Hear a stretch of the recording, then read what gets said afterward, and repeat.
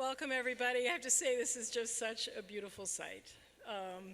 I'm Sandy Buchanan, the Executive Director of the Institute for Energy Economics and Financial Analysis. We're so pleased to welcome you to Energy Finance 2022, or as this conference has come to be known, Going to IEEFA.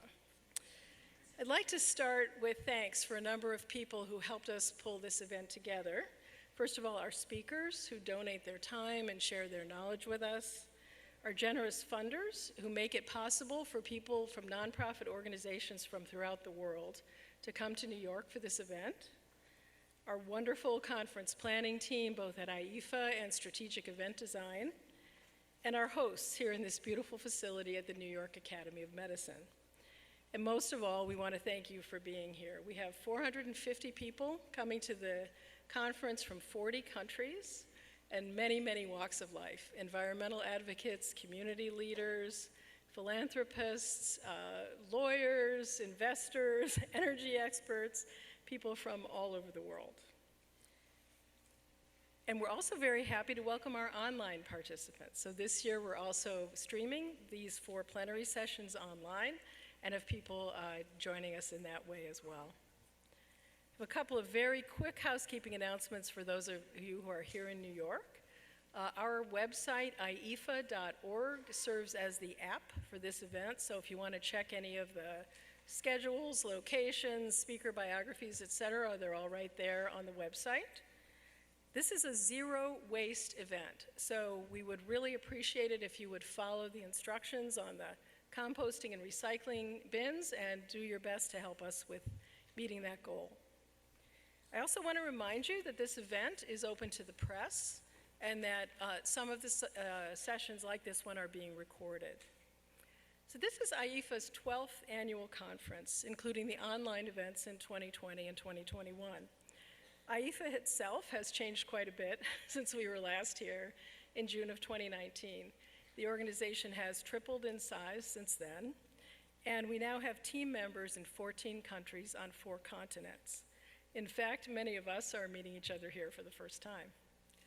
The wide range of topics covered in this agenda is a reflection not only of how energy markets are changing, but also of the breadth of IEEFA's work. And of course, it's impossible to tally the many profound ways that the world has changed since we were all here in 2019. With the immense loss of life due to the pandemic and violence, environmental catastrophes, economic changes and transformations, and the ever-changing dynamics of the energy markets, where we now have 2 energy economies, fossil fuels and their challengers from renewable energy. There are 2 clear lessons, I think, that have stood out throughout that time, which we'll be hearing a lot about in the next few days. First is that renewable energy continues to be less expensive than fossil fuels and also provides much more energy security and energy access. And the second is that the amazing resilience, perseverance, creativity of so many community leaders, environmental organizations, policymakers, and investors around their world, and their determination to accelerate the energy transition has not waned. Now I'd like to welcome someone with whom it is my honor to work every day. Sergio Knaebel, the president of IEEFA's board of directors. Sergio is the vice president of the Sandler Foundation in San Francisco, which provides support to help organizations working on pressing social issues such as environmental protection, human rights, and healthcare. I'm now going to introduce this over to Sergio to get us started with our panel.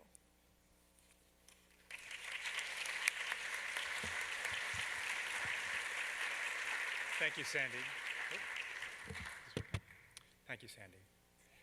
So well, first of all, welcome everyone. It's so nice to see you here after so long. I'm Sergio Knaebel, as Sandy said, IEEFA's board president, and it's my pleasure to introduce you to an all-star panel that will frame the context for much of this year's IEEFA conference. I think in the past, we've maybe thought of geopolitics as a set of forces in the background, tilting markets or causing sudden but temporary changes. Now these forces are very much in the foreground. The oil and gas industry has always had an influence on governments. In the United States, pushing for favorable regulation, establishing massive subsidies for itself, and pouring money over decades into an effort to slow action on climate change. But true petrostates have a different relationship with the industry. For countries like Saudi Arabia and Russia, the state budget is maintained by oil revenue. A few years ago, when OPEC and Russia could not come to an agreement about supply during COVID, there was a perfect storm of oversupply and decreased demand that drove prices to $25 a barrel. At that time, there was talk of how many years these countries' governments could survive before going bankrupt. Now, 2 years later, the petrostates have whipped us in the opposite direction, and the world is in crisis. Europe faces huge challenges, which both argues for a more rapid transition off of fossil fuels, but also upends the momentum as countries move forward. And in South Asia and Africa, the oil crisis has compounded climate disasters, and these countries face food shortages. So our three presenters this morning will share perspectives on this situation and perhaps help us find some hopeful ways forward. IEEFA's Director of Financial Analysis, Tom Sanzillo, will lead us off. Tom is an extremely prolific analyst and straight talker who many of you know for his work on energy finance, the oil and gas sector, coal, and much more. Before his time at IEEFA, Tom cut his teeth holding asset managers accountable while overseeing a $156 billion global pension fund and a $200 billion state municipal bond programs as the first deputy controller for the state of New York. Tom is responsible for helping me and many of us understand that the oil and gas industry was badly underperforming other sectors in the last decade. I'm eager to hear his assessment of the situation today and how it impacts the energy transition. Next up, we'll have the investigative journalist Antonia Juhasz, who is senior researcher for fossil fuels for Human Rights Watch. Antonia has published her work in Rolling Stone, Harper's Magazine, the New York Times, the LA Times, the Atlantic, the Nation, the Guardian, and many, many others. Her three books, The Black Tide, The Tyranny of Oil, and The Bush Agenda, cover different aspects of the oil industry. Her investigations are described as following the trail of oil as it seeps into virtually every corner of human existence, from climate change to the environment, politics to economics, public health to human rights, and from war to peace. She's reported from the front lines of fossil fuels and the climate crisis, from the BP spill to the Ecuadorian Amazon to the fracking fields of North Dakota. Her list of publications, awards, engagements with civil society organizations and academia is so long that it is impossible for me to do her justice in a few minutes here. And I'm sure Antonia has many fans in this audience.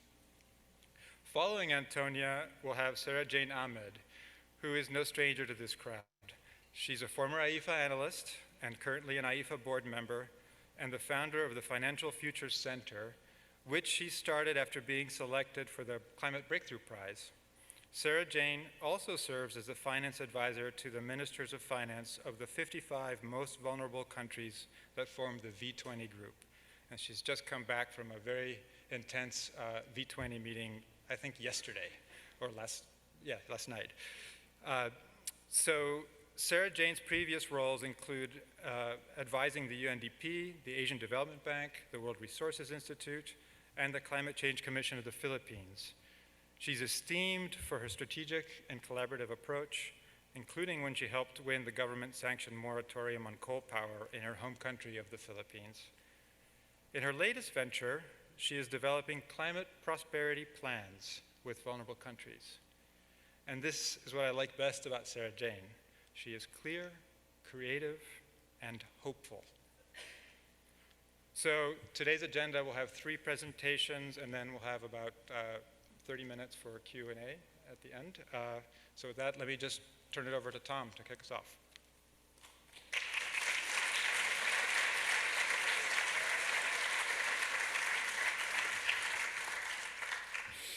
Thanks, Sergio, and thanks, Sandy, and thank my sisters on the panel, and thank all of you for coming. Yeah, we are live again and back together and live streaming.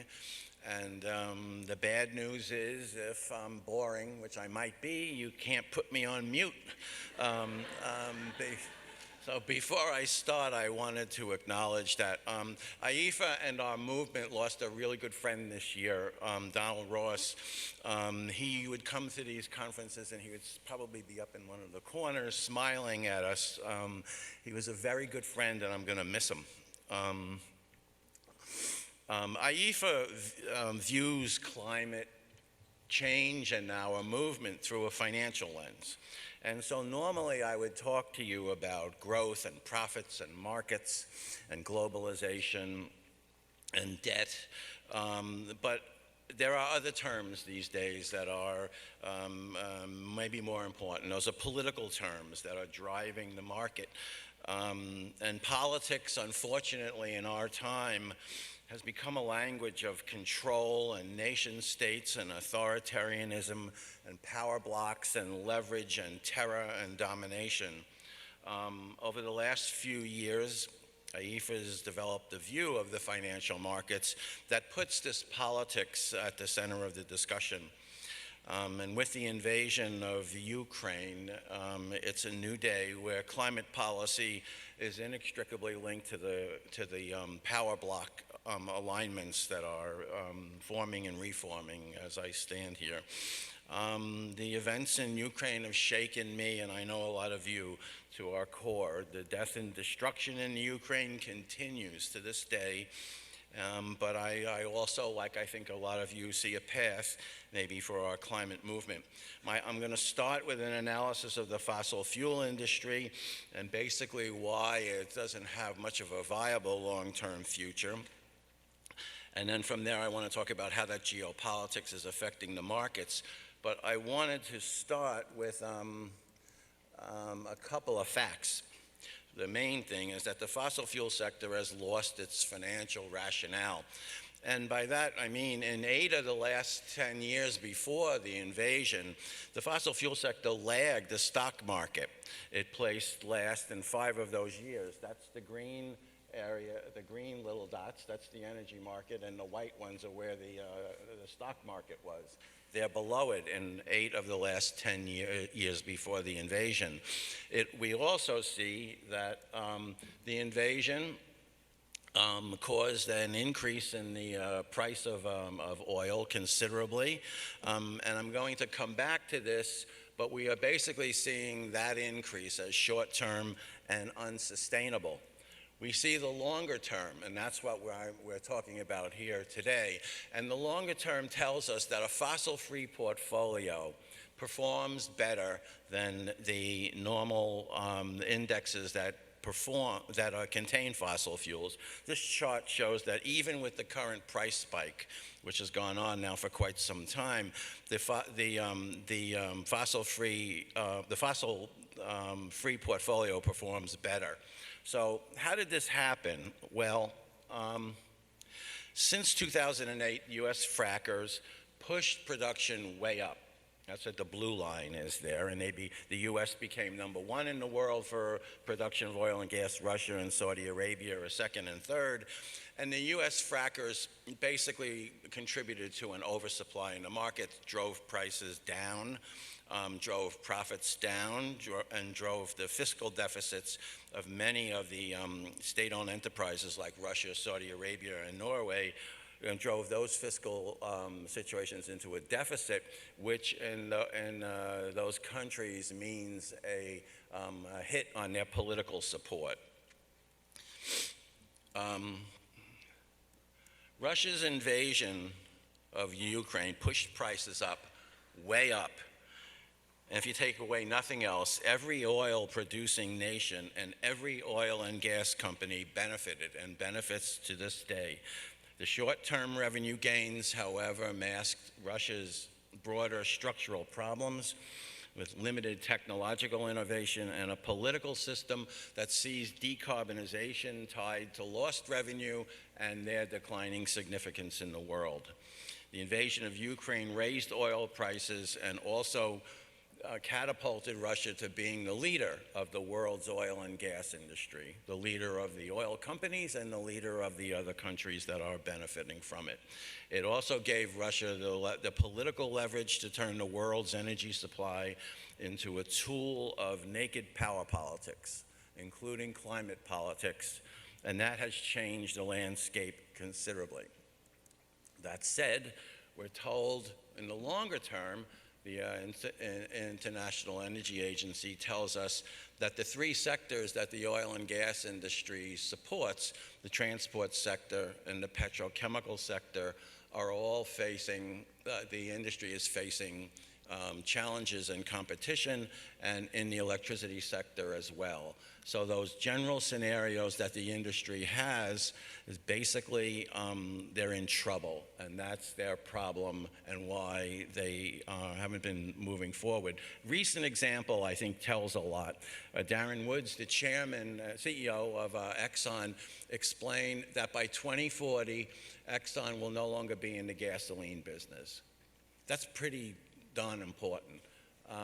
For the last decade, ExxonMobil said that the electric vehicle industry would take maybe 3 to 4% of the auto market.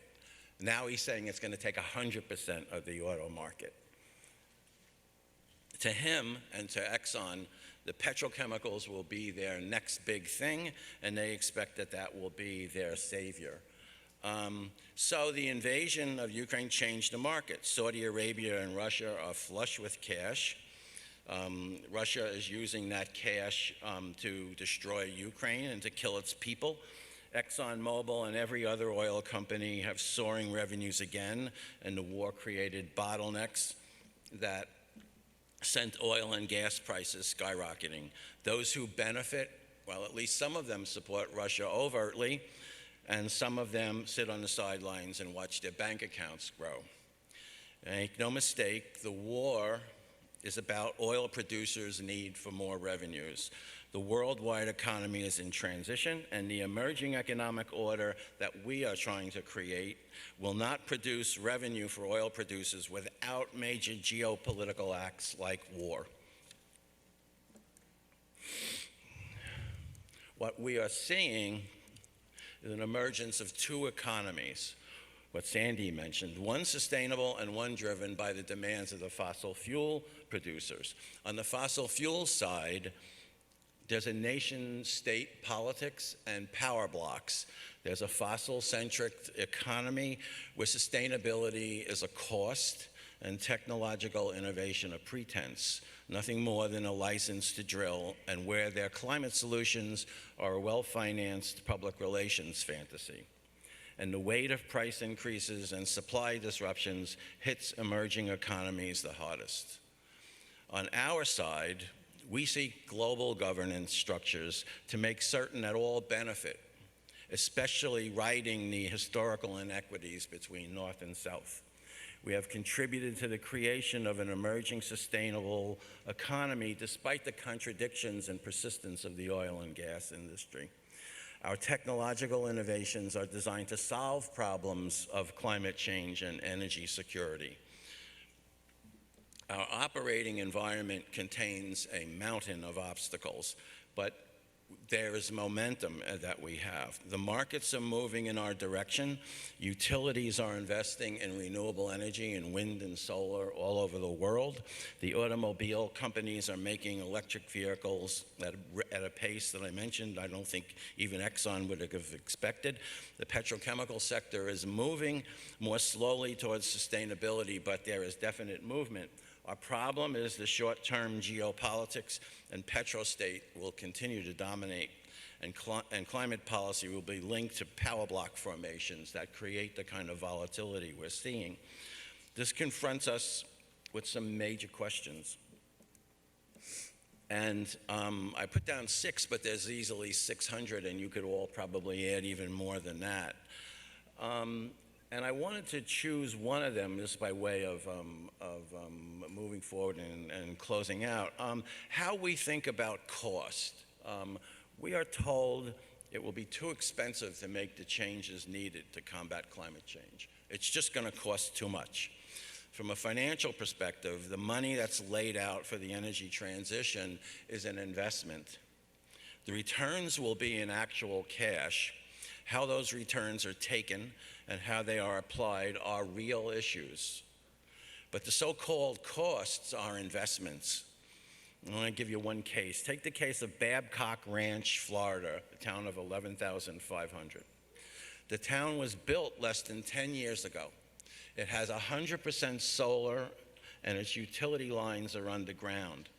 The solar systems benefited from a hardening of protocols put in by Florida Power and Light and some pretty good building codes. Its solar farm produces enough electricity for 30,000 homes and sells surplus electricity into the Florida power grid. The money to build it came from the private sector and the community's middle and upper class. Babcock Ranch is right next to Fort Myers, Florida, a place that was devastated recently by Hurricane Ian, a powerful hurricane that cut power for 2.6 million people. Early insurance estimates are at $63 billion and counting. Because the town was built to withstand increasingly severe weather, property damage was minimal.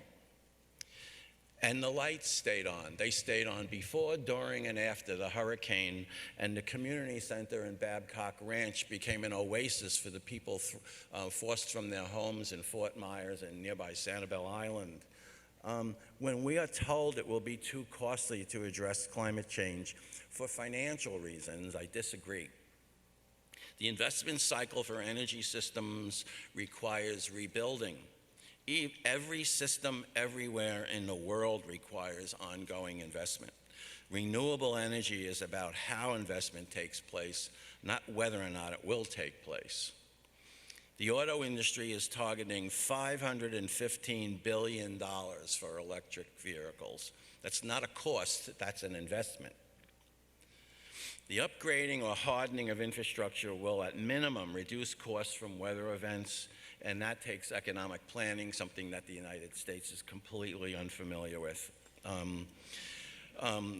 Will we have to think differently about debt and financing and how and why profits are made and distributed? Yeah, we're going to have to do that.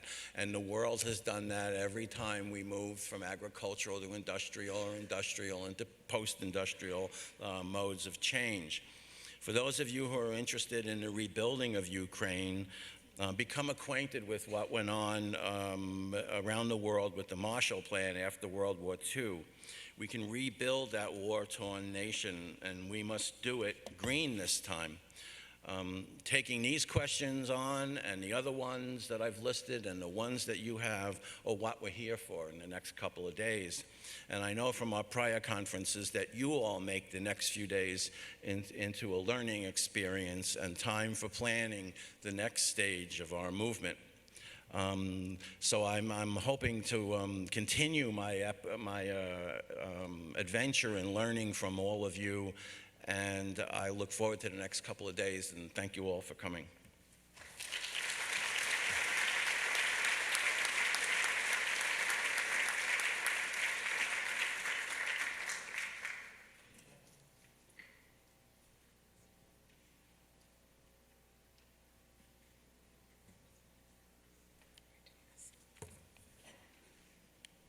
There's the clock. Okay, great. All right, thank you so much, Tom.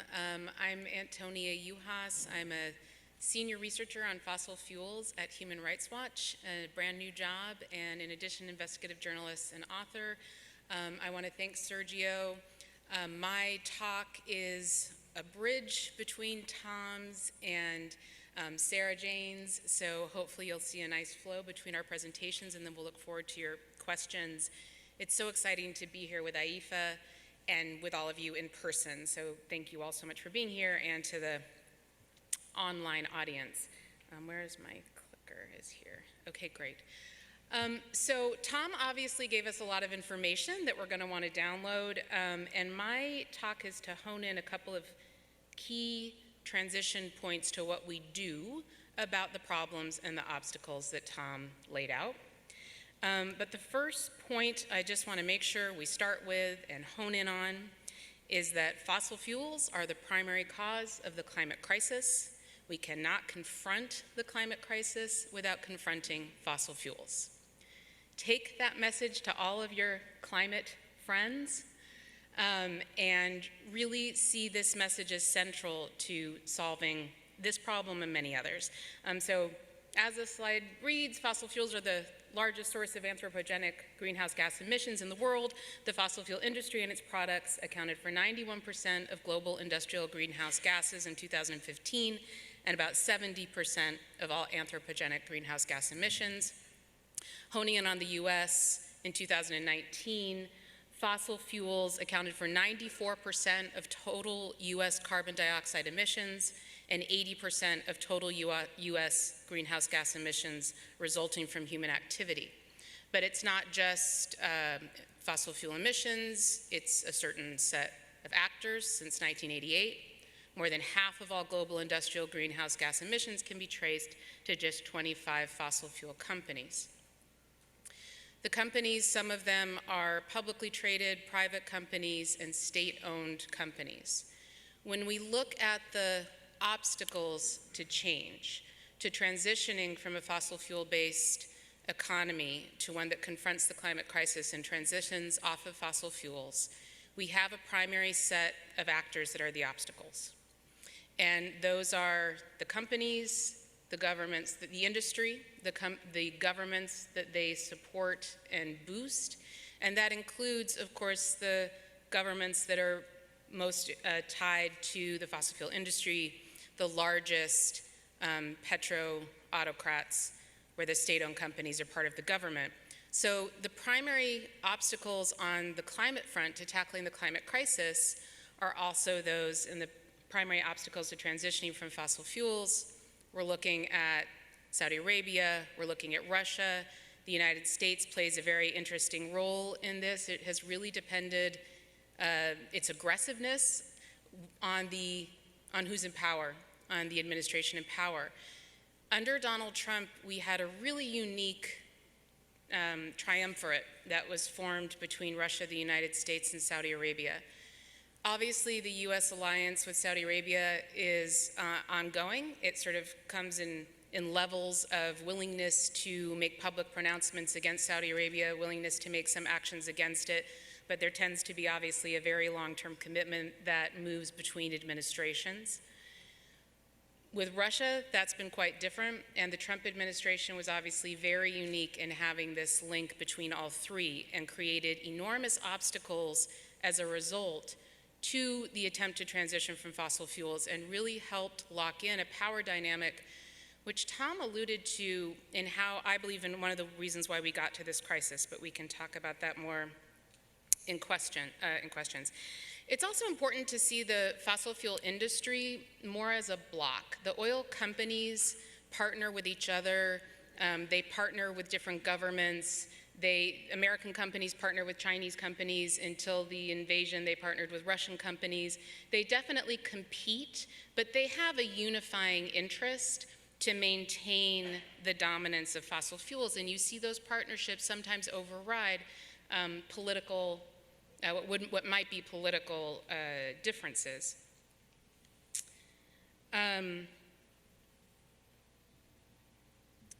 But like I said, I'm not going to spend my time talking about obstacles. I'm going to talk primarily about movements that are leading the resistance, leading the change. Human rights movements, climate justice movements, environmental justice movements, movements for a just and equitable transition, people-powered movements. Because it is these movements that led to the changes that Tom started to document. The place where we are at this moment where the fossil fuel industry really is sort of like, I would say, a beast lashing out trying to save itself. It is causing enormous harm because it is at this point of potential complete downfall because of the rise of alternatives, because of movements pushing policymakers, businesses, media, academia, themselves, individuals, to make changes that make the alternatives something that are affordable and something that is demanded and something that is practical and implementable at the local level in ways that are far more secure, far more reliant than centralized fossil fuel systems. And it is movements that have created this opportunity and created this space, that have pushed for, have banks divesting,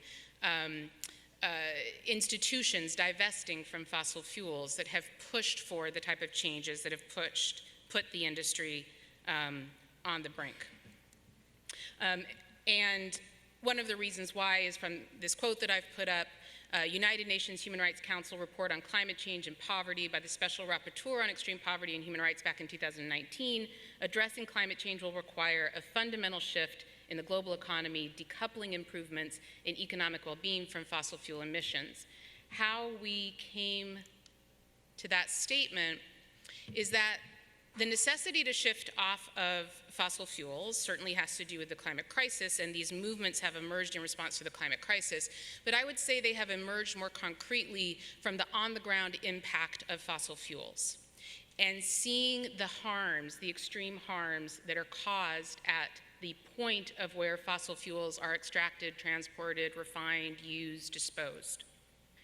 Those movements, those people who have lived in those locations, throughout my investigations, wherever I've investigated, throughout my research, wherever I've researched, from the very beginning of the birth of the industry, from the first wells, there were people there who suffered the consequences of those operations, who have been leading not only resistance movements as a result of those harms, but putting in place the capacity for alternatives, the ideas for alternatives, the expertise, and the means to get there.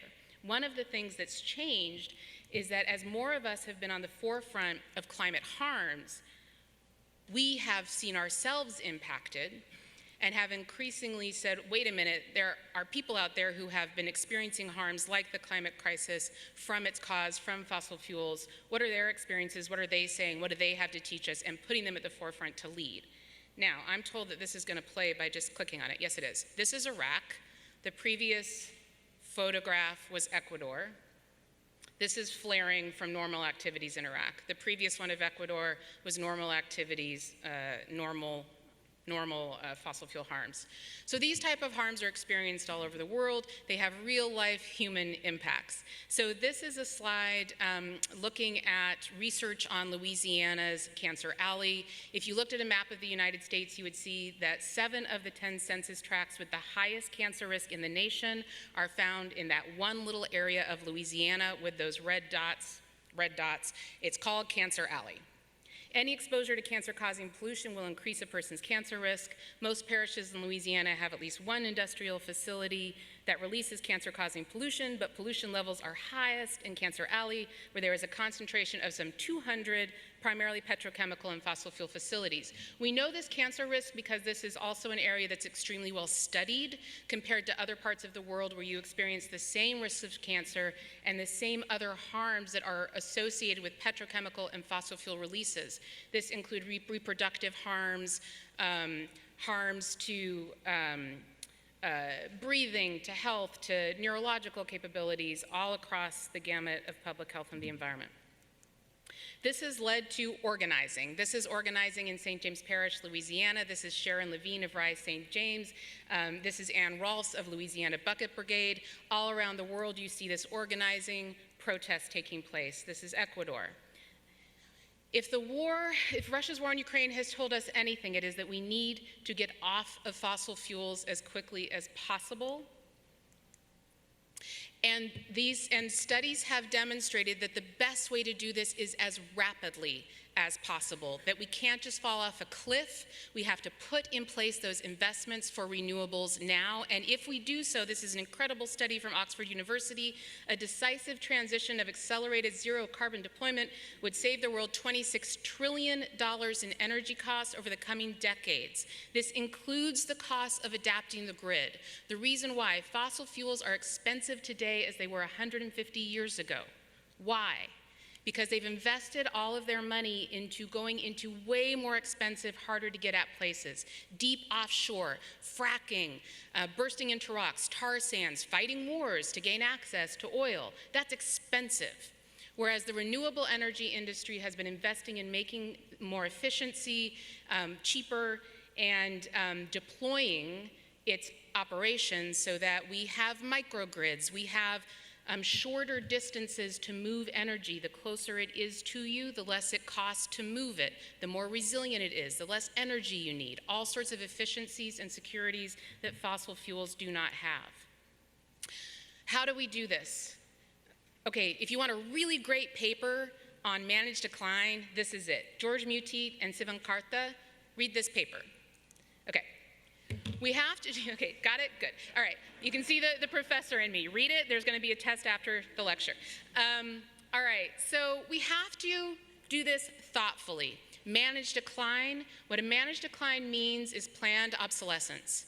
So those countries that can go the fastest, quickest, with the least harm, do it right away. US, EU, Canada, go.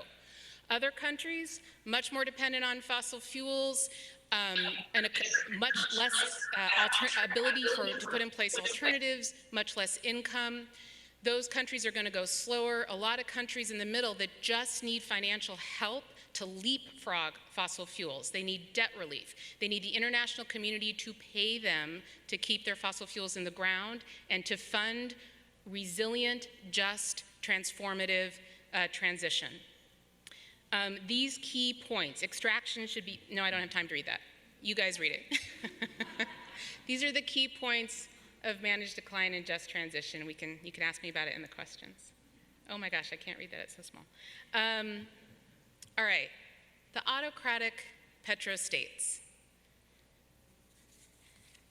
The good news, and I hope if you take one point away from this talk, it's this. There is resistance to fossil fuels and the call for a just, equitable transition everywhere. But we can't always hear those voices. Saudi Arabia, Iran, Russia, even in the US, there are calls for resistance, so those voices need to be uplifted as much as we possibly can. We have to, I'm gonna skip ahead. Advocate for adherence to human rights within every country. We have a right to a clean, healthy, and sustainable environment. We have a right to life, to clean air, to clean water, to life, to livelihoods. These are harmed by fossil fuels. These are harmed by the climate crisis. Whatever we can do to uphold these human rights through international institutions, through law, through organizing, will put the responsibility and the onus on the fossil fuel producers, on the fossil fuel countries to adhere to these rights. Isolate those who won't join in. Drain the swamp of oil. Support governments in the ability to leapfrog fossil fuels. You can't make money off of a resource that isn't worth anything. So the more that we remove the excess demand for oil is collapsing already even within this crisis, the more that we remove that demand and the more that we cut off supply, the less money there is going to be in this business, including if we rein in the actions of traders. We have to restrict and rein in and regulate the fossil fuel industry. Put in place moratoria, put in place no-go zones for fossil fuels. The fossil fuel industry really doesn't want us to regulate them, so we really need to do it. Through international fora, through international treaties, through lawsuits, through divestment, through protest, you name it. Fatalism is the lifeblood of fossil fuels. If we believe that we are locked into these resources, that we can't transition, the industry, the governments that want us to remain locked in, win. We know that we can transition off of fossil fuels, and we know that we can do it in a just and equitable way. We have to support the movements that are leading the effort to do it, and I hope you'll join me in doing that. Thank you so much for your time.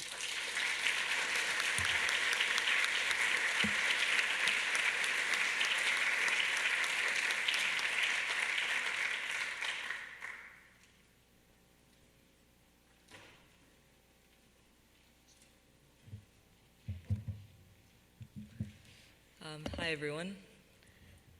So, as Sergio mentioned, I just came from Washington, D.C., from the World Bank and IMF annual meetings where ministers from climate-vulnerable economies convened. And it was very clear that climate-fueled risks and fossil fuel lock-in have set aflame national budgets here and now. The food and energy price and inflationary crisis disproportionately penalizes developing countries that are still struggling to recover from the COVID-19 pandemic and accelerating climate impacts. Many countries, especially South Asia, Sri Lanka, Bangladesh, are facing power cuts of over 2 hours per day, where a majority of their fossil fuel generators lack fuel, resulting from budget deficits in the previous years. Sri Lanka's state-run power operator raised tariffs by 264%. Coming to Southeast Asia, the Philippine coal plants remain unreliable, remaining off beyond their scheduled outages. The restricted fossil fuel supply also means plants are running below optimal, driving already high prices even higher. All this while 55 of the most climate-vulnerable economies have $500 billion in debt servicing payments due in the next 4 years, having just lost $500 billion in lost growth from climate damage over the last 2 decades. And this doesn't take into account all the losses due to fossil fuel subsidies, bad deals like the one in Guyana, where for every $1 that the country earns per barrel of oil, the oil companies will take $6. So we are not just living on borrowed money, but on borrowed time, and that time is running out. So without a systematic approach to reducing the debt burden and transforming the power system, we will face collapse. Sri Lanka will just be the start, and then it will be a domino effect, plunging hundreds of millions in our nations deeper into poverty and conflict.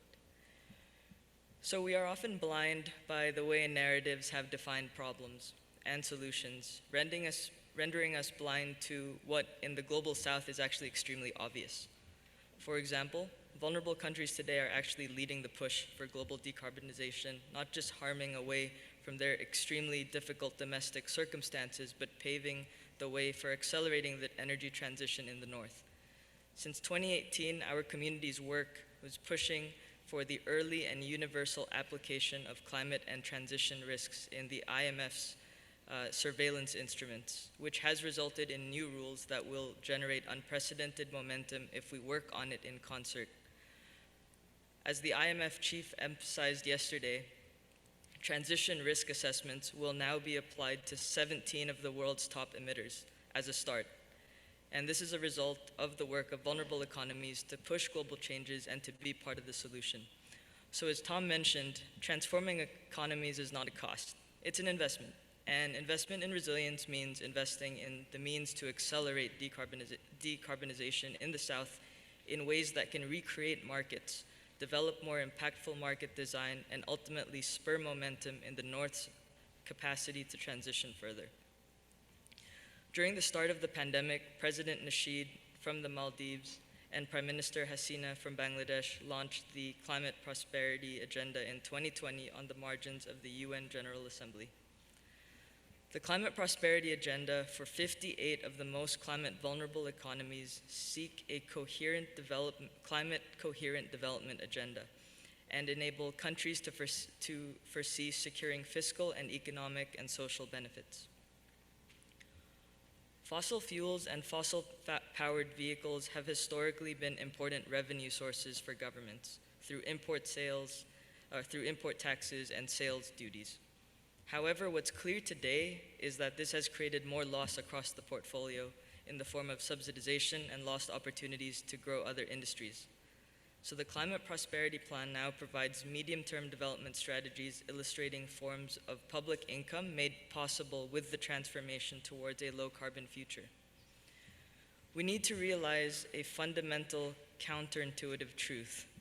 Decarbonization in the South will likely be faster and more durable the more vulnerable countries prioritize resilience.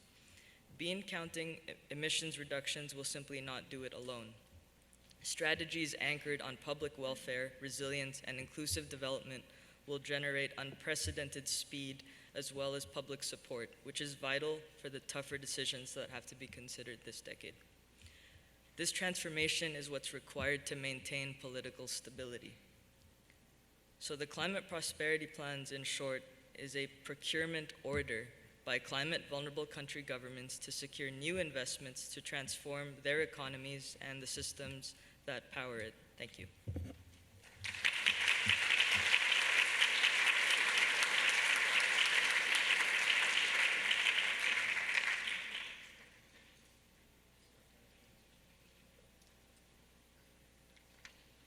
Okay, so if you have questions, please make your way to the aisle or get one of the microphones in the aisle.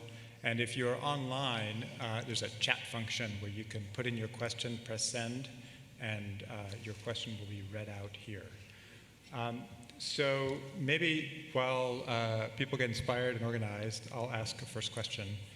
So Tom, and actually all of you, we were talking about the transition, and we have this war.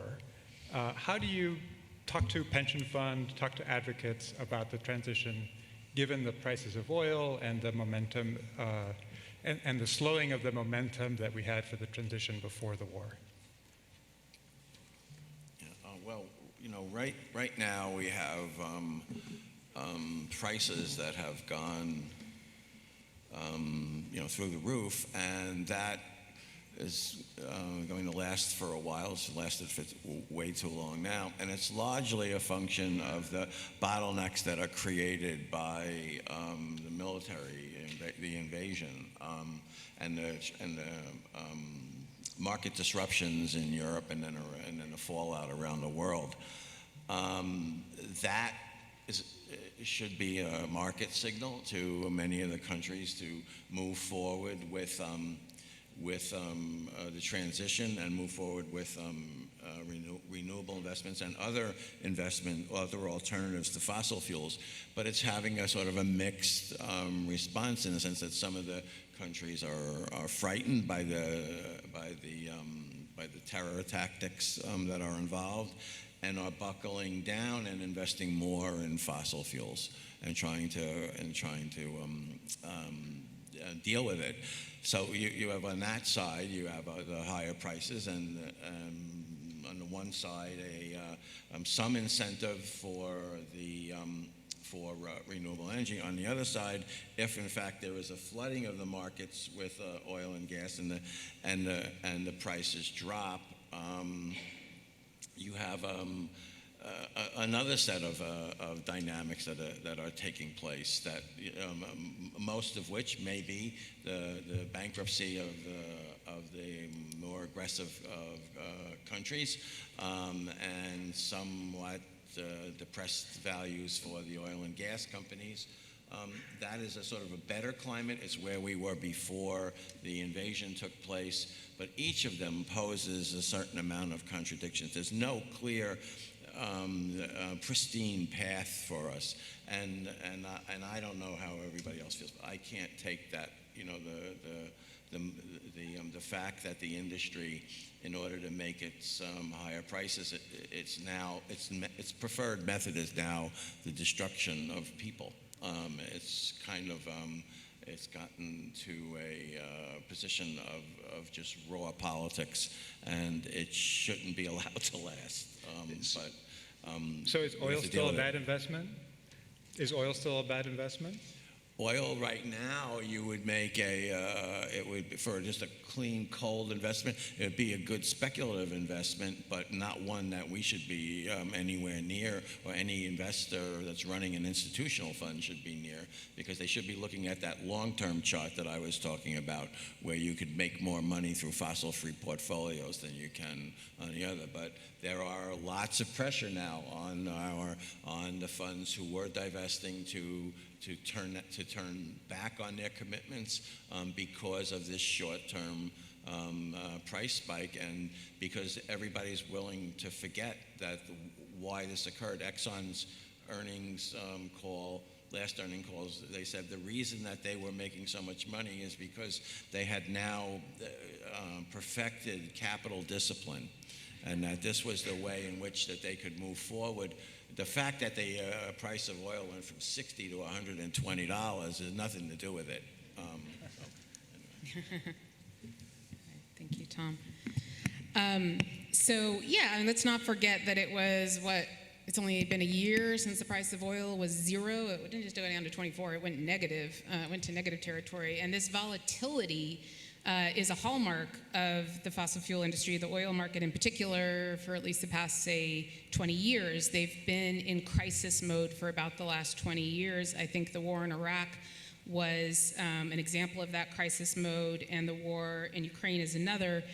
With the war in Ukraine, we've seen Putin weaponize fossil fuels in a very aggressive and clear way, and dependence remains suicidal as a result. If we have economies and countries and people that can be so globally put to the brink of survival by one actor's use of one fuel, the lesson is not to double down on the fuel. It is to get off of it as quickly as possible and as humanely as possible, using all of our resources to do it.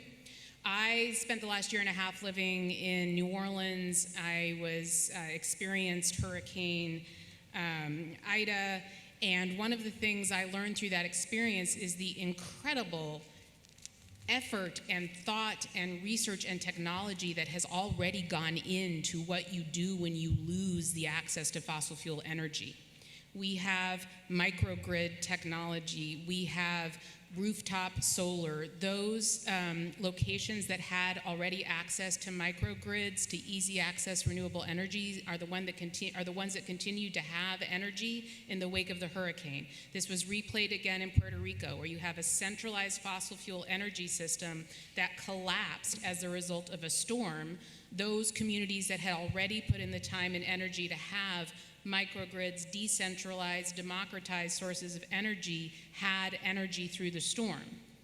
We have the ability to deploy enormous amounts of resources that we could shift from subsidizing fossil fuels to, right now, all across the world, deploying immediate access to localized renewable energy systems that will provide energy. Instead of putting right now, Germany is investing enormous amounts of new money, and I don't know the dollar figure, into restarting coal operations in Germany that had been shut down. Instead of putting that money into restarting coal operations that had been shut down, let's put them into a just recovery process that starts making that investment in renewables right away. We need debt elimination for low-income countries that are suffering from the twin crises of access to food and access to energy. We need to allow governments to be able to subsidize access to, in particular, renewable sources of energy as much as we can, while we put in place the funds to leapfrog fossil fuels as quickly as possible. And we need to rein in energy traders. What's happened in fossil fuels is really only recently have we seen a reduction in supply.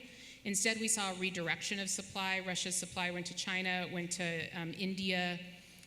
But the fear factor of the war, the fear of losing access to fossil fuels, the redeployment of those resources allowed energy traders to drive up the price to a way that doubled down and tripled down and quadrupled down the crisis that we're facing. And that's regulation. We can regulate the activities of energy traders so they also don't play a role in putting us into crisis situations that we don't have to be in. Let me tweak this question a little bit for Sarah. Sarah Jane. How do, and you've just come out of these discussions and everything, I'm curious how the vulnerable 20 countries you work with see this moment, and whether there's this doubling down on their priorities and their shift away because of it, or how it's perceived. I think one key point for climate vulnerable economies is access to new capital resources and the debt restructuring that they called for last week.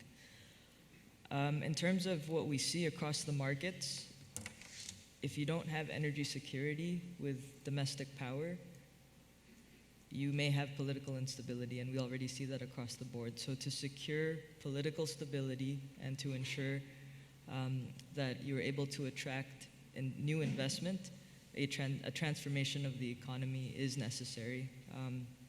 A lot of the loss in the balance sheet, or a lot of the losses and costs in the balance sheet, are from underperforming utility companies and take-or-pay contracts that wasn't the right design in the first place. And we see countries across the board trying to renegotiate PPAs. We're also seeing them trying to figure out what to do with these big utility companies that seem to not listen to the owners or the board. And how do we transition out of this? So, there are issues that have come through as a result of the pandemic and physical climate risks. And what's very clear is that now that we need to ensure that it's also clear to maintain political stability, you go this route. And to ensure new investment comes in, you also go this route. So that's really, I think, an important message to continue to show. The math proves it, so there's no fibbing here. Okay, great. So we have a couple of people waiting here. Why don't you go ahead with your question? Thank you for. And please introduce yourself, your name, and where you're from. Thank you for the wonderful panel. I'm Ganesh. I'm a postdoc in Princeton University. So I think it is clear that energy transition is a very capital-intensive process, and probably we would need 3 to 4 times investment than we did historically, and even the infrastructure build-out is quite significant, which is required. And it might be even more so for developing countries. So my question is, do we have some kind of international or intranational institutions which can support this kind of financial requirement or this kind of transition yet? If not, how do we build? What are the sort of negotiation we should have either in COP or in other powerful national allies? What kind of negotiation we should start working on? Thank you. Yeah, I can start with that one. So for developing countries, a critical player here are the multilateral development banks.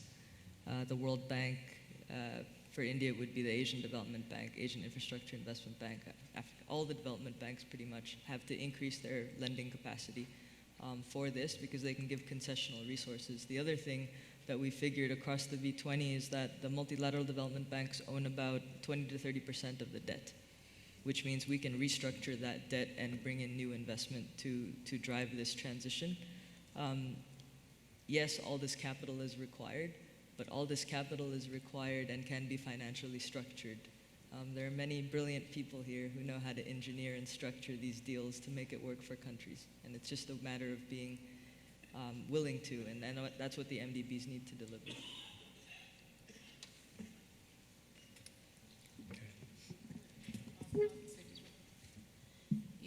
Just to add on really quickly, you mentioned the COP. So definitely through the United Nations financing systems, of which there are many, including through the COP process, money needs to be first delivered. So there's been a lot of many billions of dollars that's been promised by wealthy countries to developing countries to fund climate resilience, adaptation, the transition that needs to be paid up.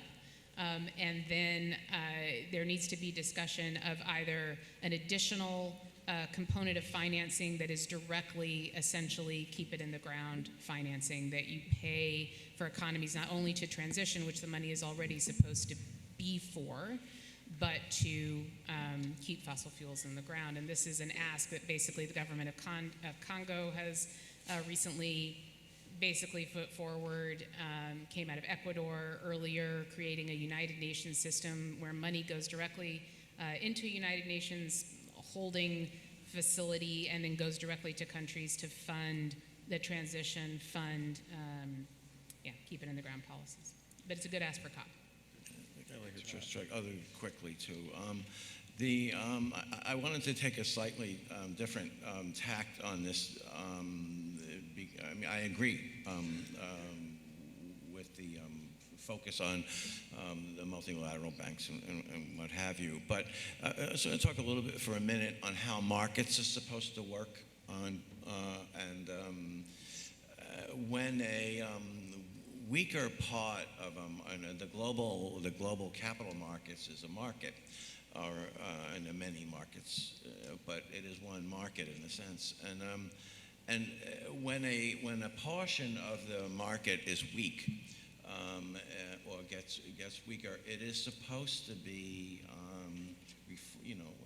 reformed, and things are done to strengthen it. And one of the most important things that are done to strengthen a market that's over-invested, or where the economy didn't produce a robust level sufficient to meet the current debt level, so that you have bankruptcies, public bankruptcies and the like. The markets are designed to absorb those dysfunctions, so that those economies can be turned around and become contributing parts of the market, so that some other part of the market, which is always weak in some place, is then addressed, and they can then be put in on a positive track going forward. The problem is that that's how markets are supposed to work. They're supposed to almost be self-correcting in that respect. But we know that many of the governments that were led down a path in terms of markets were done under what was essentially corrupt tools, and the money markets were run by people who were out for fees and were basically willing to get governments into debt positions that they could never pay back, and as long as they were able to sustain it, and that they've created a fairly massive disruption. So now that there is a cumulative amount of debt in many countries where to absorb in the manner that I just spoke to is difficult, right? But the problem was it was created initially by the attempt of the markets to overlend to economies that could never pay it back in the first place.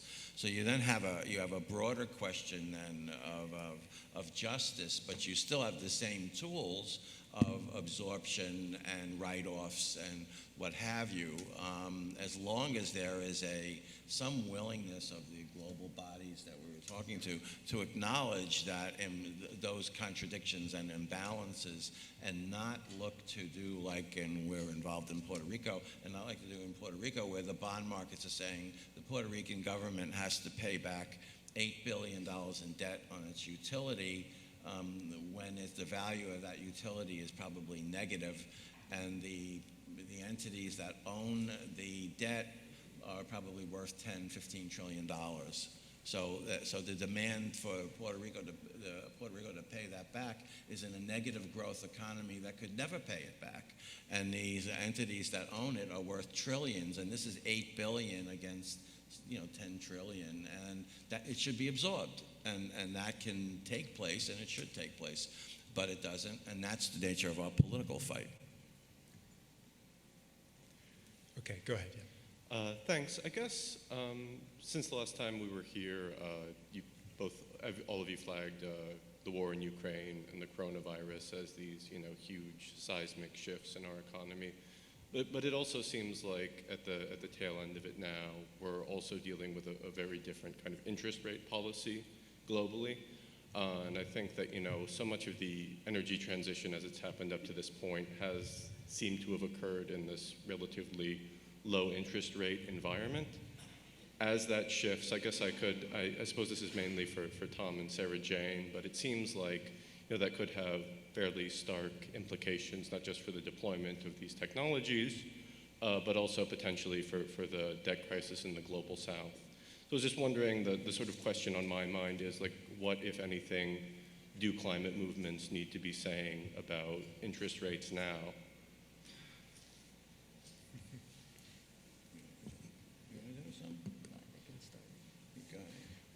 Yeah, so interest rates right now is 6 to 35% in the V20 climate vulnerable economies. So that doesn't spell good things for renewable energy in terms of the cost of capital. However, there are opportunities to reduce this cost of capital. Guarantees, for example, this is what the multilateral system can provide for countries to reduce this. The other side of it is, what happens in the U.S. has implications for developing countries. So we are anticipating higher cost of capital, especially as the Fed continues to do what it's currently doing. Over to you, Tom. Yeah, I wanted to talk a little bit about an example that we ran into. We were working in Norway, and we were trying to encourage the Norwegian government to get involved in renewable investments around the world, the pension fund there. And they have this marvelous entity. It's an ethics council that vets their investments. And having run a pension fund, the last thing we have is ethics, and so when I went to, I was trying to encourage them, and they said they had a problem with our proposal, and the problem was that the Norwegian government had been for years involved in poor countries, and because they were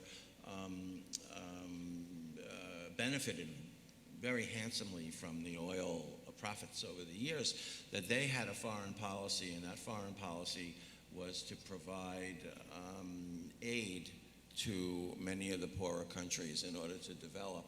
That would be, aid is, from a financial point of view, is a grant for which there is no interest rate and for which the development can take place. And their ethical problem was that what we were offering was it was going to transform their relationship with many of the countries where they had been given aid to a commercial relationship. And that commercial relationship might ultimately end, and probably would in some instances, end in them having to sue or be involved in commercial conflicts with countries where they were historically have just been friends trying to help their economies grow with grants.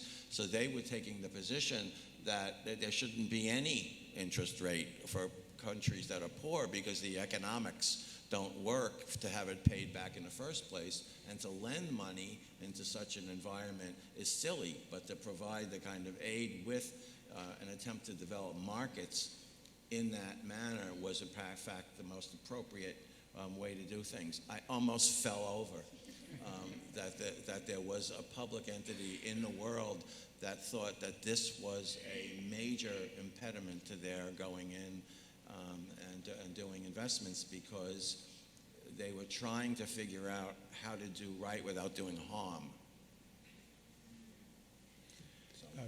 Vivian, do we have questions from online? No? Not yet. Okay.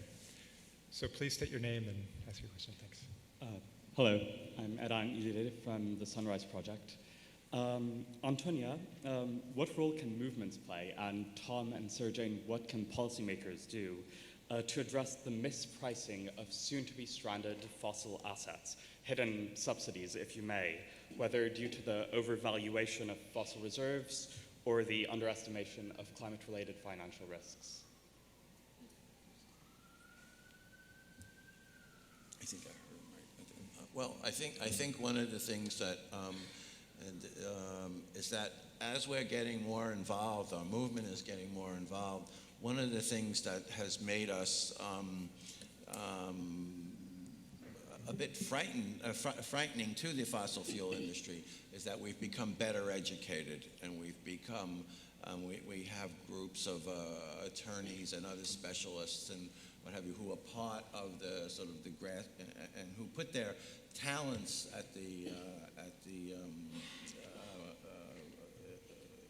along with grassroots leaders to try to make things happen in a more humane way. So what I would say that there have been some very good attempts by our movement to challenge those valuations and to challenge them at at the SEC in the United States and also through the courts. And I would just say we need to be more aggressive on that front.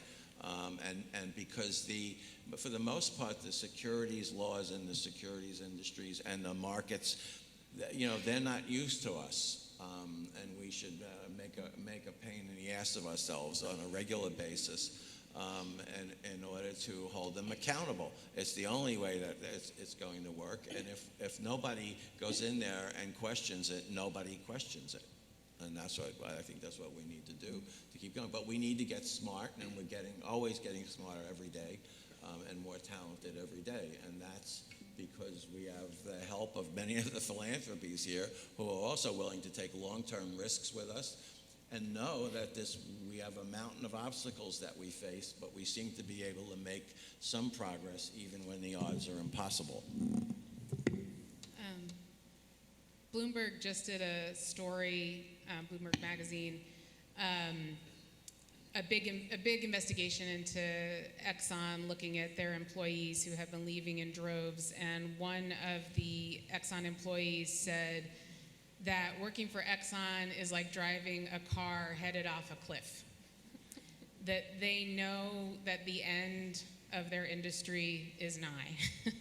And that the more that movements and policymakers see these assets, as you said, as stranded assets that are dangerous to remain tied to, it is the role of movements to help protect economies from this crash.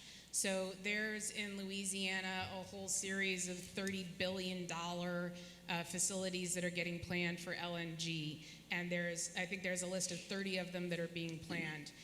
30 billion just about for each facility, but a huge amount of that is subsidized by the state of Louisiana. There's going to be some movement and more of LNG likely, but not 30 facilities in the Gulf of Mexico. A lot of this planned investments, the companies know they're not likely to come through, and they're making money off of a shell game. And it is local governments, national governments, international institutions that are paying the price. So movements that have successfully pushed for divestment from the fossil fuel industry, for ending subsidies to the fossil fuel industry. We don't need to be putting money into supporting a $30 billion LNG facility that's never gonna come. It's good that it doesn't come, but. So subsidies are a really key place to start, but just each place where you see these investments coming into play, it is a place for movements to call out who's making the investment, what the impacts will be on the ground, the existing harms that are already on the ground, and how to protect communities from those lost investments. And to see what's happening right now as short-term. Governments are getting ready to make long-term investments in what is a short-term fossil fuel bubble, right? This is a moment where the price is high. It's not going to last. Tom and I, all three of us, can show you a chart of how oil and gas prices move and fossil fuel prices move, even when you have a spike, like the current spike that we're experiencing. It goes back down. But if governments put in place multi-billion-dollar investments, like I said, Germany restarting coal that movements have worked so hard to stop and keep in the ground, that investment continues even when we know the price and the return for it is going to decline and crash again. So bringing that information is a key role of movements. Okay, great. Yeah, and just to add a couple of, or maybe three useful opportunities. One is the International Monetary Fund surveillance activities. Climate change is macro-critical, and thus countries that are contributing, companies that are contributing to this could be identified in these surveillance tools. The second is, you spoke about valuations and misvaluations. This is the role of government and the regulator as well to support. So in developing countries, you can actually make double-digit returns on investment. In some, maybe even on the high end of that. However, there comes all of these other risks, currency risks, political risks, and other things, and these could be de-risked to then allow investors to come in, and then it would potentially tip more investments, hopefully into renewable energy. The third is on subsidies. So subsidies were meant to lower costs for consumers. That was its initial intention. So the subsidy push could be, instead of no more subsidies, rather to push the subsidies into renewable energy to deliver that lower cost to consumers. Because right now the math that we're seeing is subsidized fossil fuels versus unsubsidized renewable energy. But what we need is actually fossil fuels versus renewable energy, and then that subsidy should be at the consumer level at the end, not at the early producing stages. Can I say one more quick thing, and Tom, and then to Tom. I just want to make sure I say this before we get to the end. I'm in a room of economists, so I assume you all think about this a lot, but I want to say it for those who don't. We also obviously need a very different idea of growth and the way our economies are measured and function. Regenerative economies as opposed to extractive economies, economies that are not based on the necessity of building and producing more and more and more. Fossil fuels are able to maintain the role that they have because they require constant extraction, constant investments, constant more and more consumption, and that's how they grow and that's how their value is based. They have to claim enormous new sources of reserves to have their value of their company grow, right? So that means they have to go explore. It means they have to say there's all of these new reserves somewhere, and that has costs both to local communities and to this idea that the industry has to grow and grow and grow and grow, when what we want to do with renewables is reduce energy consumption overall, reduce consumption overall, reduce production overall. In that way, we don't have to replace it one-to-one, right? We're not placing one amount of energy lost from fossil fuels with one amount of energy gained from renewables. We're reducing, and it means that our idea of what a successful economy looks like is a very different, much more healthy, much more sustainable idea. Okay, so we have an online question, right? Yeah, this question is from Camila Leal. She says, what role do consumer packaged goods play in this transition, or CPGs? How do we add value through strategy development, consumer connection, product development, etc.? Truly any business transaction. How can CPGs add value in the short term and long term?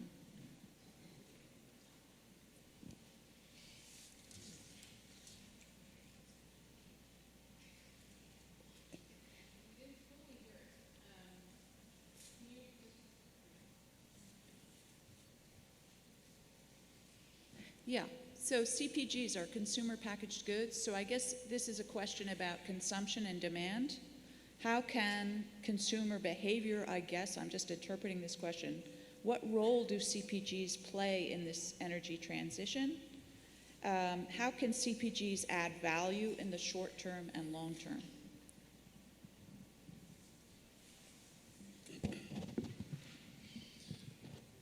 I think the main thing that we're seeing is that in the area of I'm trying to answer a really broad question, and it's complicated for me to do that. So let me just give a specific example. The electric vehicles have come along, and people. it's a convergence of the technologies have gotten better and a little cheaper. There's been a public education campaign that's gone on that has encouraged people to, given both economic incentives and broader cultural incentives to do that. It's that combination of demand from the public, and we're seeing it increasingly. That's one thing. That is another thing that's on our side is public opinion is generally wants to see climate solutions, and it expresses itself in consumerism through the demand for electric vehicles, demand for clothes without petrochemicals in them, and the like, and electricity. You'd rather have wind and solar. So the technologies are there. The more that consumers push for them now will be the more that the companies are going to be responding. 10 or 15 years ago, that when we first started this stuff, that was not the case. But now, any kind of movement, the movements around stopping the plastic bags, all of those movements now matter much more than they did before. And I'm sorry, I didn't hear when you first asked the question.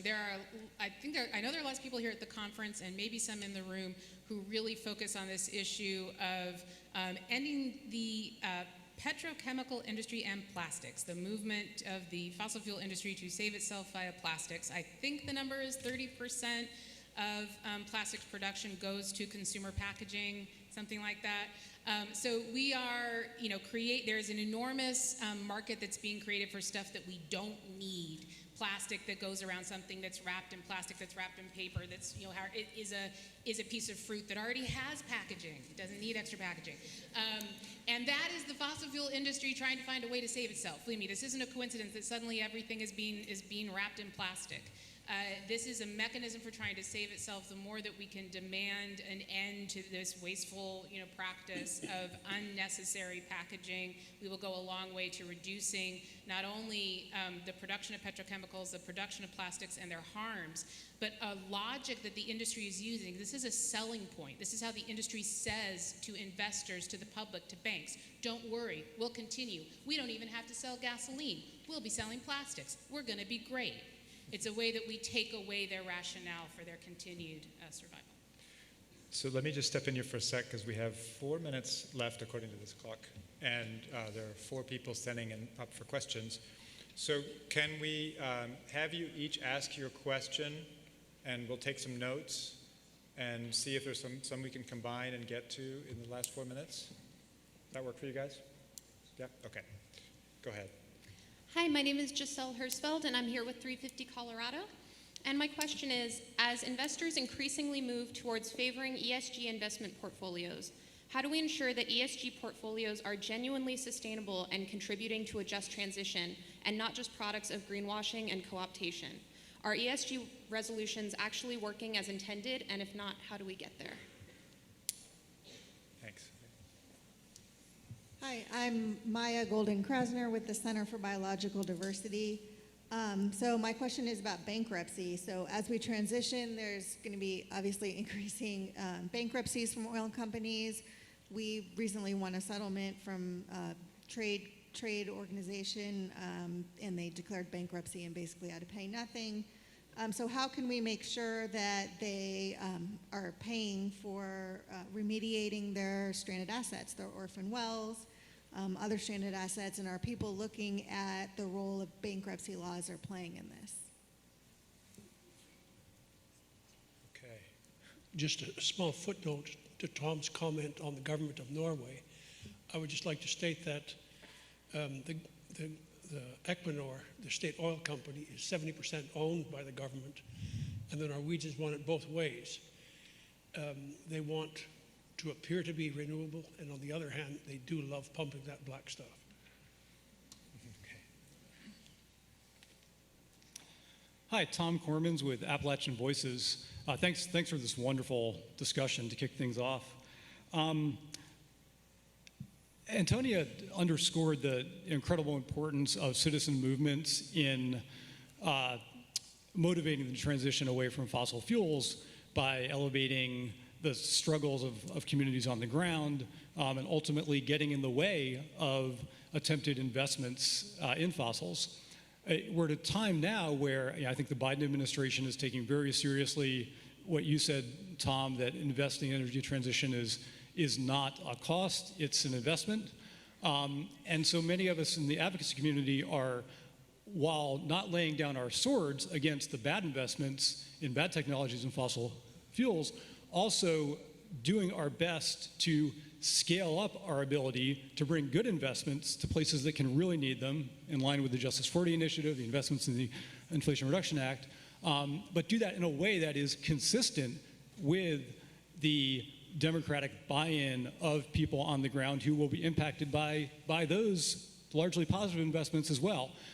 So, something very much on my mind, and I imagine a lot of people's minds here today, is how do we scale up our ability to do that at the rate that we need to bring those good investments and good technologies on as quickly as we absolutely have to now. Okay, great question. So I think we can maybe combine the ESG and this last question a little bit. Anybody want to start? Well, I think on the on the citizen movement issues, there's two things that are on my mind. One is, of course, the continual demands on the larger institutions like banks and what have you to perform. And I've become increasingly interested in seeing how organizations are just going to self-organize and do it themselves. I really used to not be much of a proponent of that, but I'm seeing that when it comes to things like rooftop solar and all, it's not such a big deal where we just go out and organize people in the neighborhoods and do it themselves. And does it have an impact on, does something like that have an impact? Well, I've been watching in Puerto Rico where people are just doing this at a rate of 2,000 families a month without any government subsidy at all, because the price is so high, the service is so lousy, and the political structure is so recalcitrant that people are just doing it themselves. And it's scared the industry so much that they're now thinking about ways of providing disincentives for people to put up solar on their own homes. I think those kinds of things are actually, maybe it will have an effect of propelling policy in the right direction over time, just by reason of embarrassment. So I'm looking at those, and I used to think it's too hard, it's not going to work, it's too small. I think maybe anything we do now, because of where all the markets are, the technology is, I think it all makes a difference.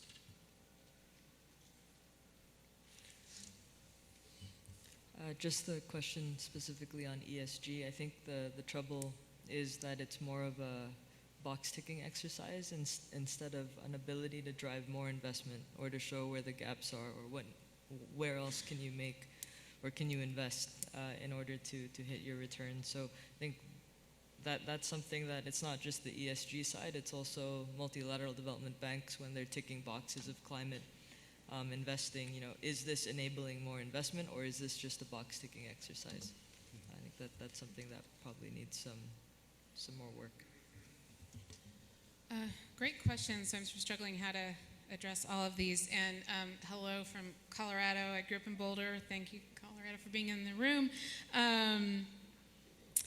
Let's see. So I think how I want to answer this is looking at two pieces. One is on making ESG meaningful and on making a lot of the policies that are being discussed meaningful, and that's really honing in on the ideas of scope 1, 2, and 3, and the requirements that are being placed on companies to adhere to scope 1, 2, and 3. So scope 1 is the emissions they release during their production. Scope 2 is the emissions that are released by their suppliers in helping create their production.